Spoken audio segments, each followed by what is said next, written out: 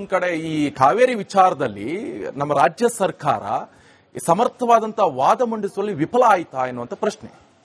ಖಂಡಿತ ಖಂಡಿತ ಇವರು ಒಂದು ಬಿಟ್ಟ ನಿಮ್ ಕರ್ನಾಟಕದಲ್ಲಿ ಏನ್ ಮಾಡ್ತೈತಿ ಅಂತ ಜನರಿಗೆ ಗೊತ್ತಿಲ್ಲ. ಬರೀ ಜನರನ್ನ ಈ ತರ ನೋಡ್ರಿ, ಒಂದು ಬಿಟ್ರೆ ಒಂದು ತೆಗೆದು ಜನರನ್ನ ಜಬ್ಬೆಬ್ಬಿಸ್ತಾ ಇದ್ದಾರೆ.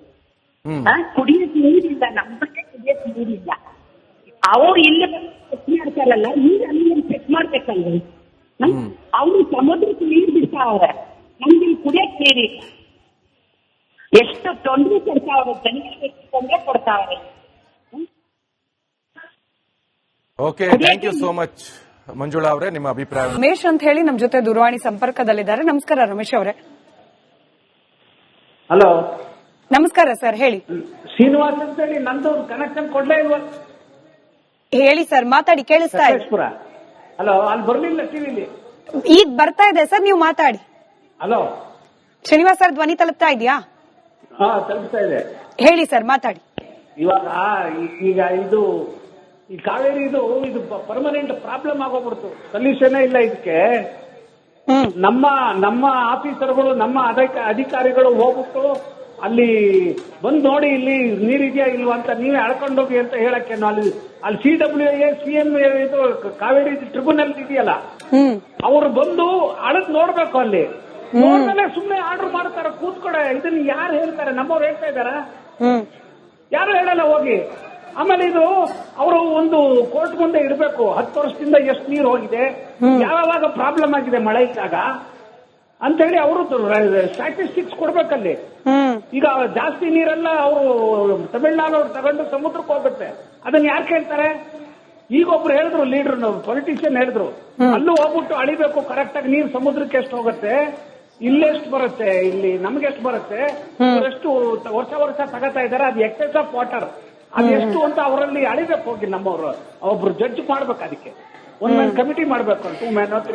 CWRC ಮುಂದೆ ವರದಿಗಳು ಹೋಗುವಾಗ ಈ ಅಂಕಿಅಂಶದ ಸಮೇತಾನೆ ಹೋಗಿರುತ್ತೆ ಸರ್. ಆದ್ರೆ ತಮಿಳುನಾಡಿನಿಂದ ಕೂಡ ಪ್ರಬಲವಾದ ಅಂಕಿಅಂಶ ಕೊಟ್ಟಾಗ ಹೀಗಾಗತ್ತೆ ಅನ್ನೋ ವಾದ ಇದೆ. ಹಂಗಾರೆ ಅಧಿಕಾರಿಗಳು ಫೇಲ್ಯೂರ್ ಅಂತಿರ್ತಾವು.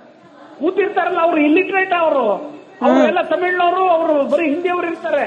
ತಮಿಳ್ನವ್ರು ಬಿಟ್ಕೊಡಲ್ಲ, ಹಿಂದಿ ಅವರು ಅರ್ಥ ಆಗಲ್ಲ. ನಾನು ಹೇಳಿದ ಅರ್ಥ ಮಾಡ್ಕೊಳ್ಳಿ. ಅಲ್ಲಿರೋ ಆಫೀಸರ್ಗಳು ಬರ್ತಾರಲ್ಲ, IAS ಆಫೀಸರ್ಗಳು ಯಾರು ಕಳಿಸ್ತಾರೆ, ಅವ್ರು ಅರ್ಧ ಹಿಂದಿ ಅರ್ಧ ತಮಿಳ್ನವರಾಗಿರ್ತಾರೆ. ಅವರು ಹಿಂದಿ ಅವ್ರಿಗೆ ಅರ್ಥ ಆಗಲ್ಲ ನಮ್ಮ ಪ್ರಾಬ್ಲಮ್, ಜನ ಇದು ಅಂತಾರೆ. ತಮಿಳ್ನವ್ರು ಏನ್ ಮಾಡ್ತಾರೆ, ಅವ್ರಿಗೆ ಸಪೋರ್ಟ್ ಮಾಡ್ತಾರೆ. ಇದು ಏನ್ ಅಟ್ಯಾಕ್ ಕೊಡ್ಬೇಕು ಕೊಟ್ಟಿದ್ರು.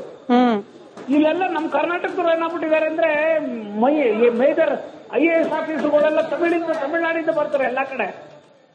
ಅವರೆಲ್ಲ ಅವ್ರನ್ನ ಇವ್ರು ಡೆಪ್ಯೂಟ್ ಮಾಡ್ತಾರೆ, ಅವರೇ ಇದು ಮಾಡ್ತಾರೆ. ಈ ತರ ಅವ್ರು ಸುಮ್ಮನೆ ಕೂತ್ಕೋತಾರೆ.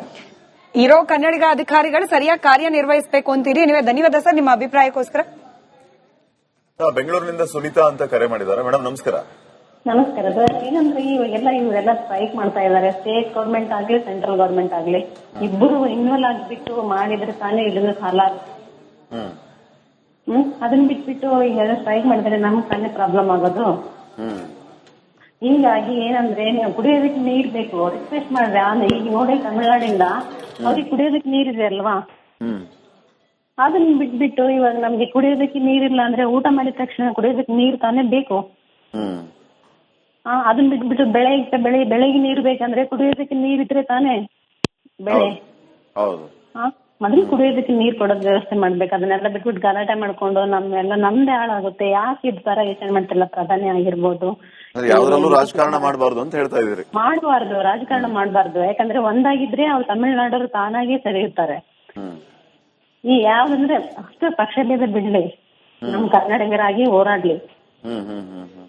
ಆ ತರ ಮಾಡಿದ್ರೆ ಚೆನ್ನಾಗಿರುತ್ತೆ. ನಮ್ ಗೌರ್ಮೆಂಟ್ ಉಳಿಯುತ್ತೆ, ಸೆಂಟ್ರಲ್ ಗೌರ್ಮೆಂಟ್ ಉಳಿಯುತ್ತೆ, ಒಳ್ಳೆ ಎಲ್ಲದಕ್ಕೂ ಅವಕಾಶ ಸಿಗುತ್ತೆ. ಧನ್ಯವಾದಗಳು ಸುನೀತಾ ಅವರೇ, ಕರೆ ಮಾಡಿ.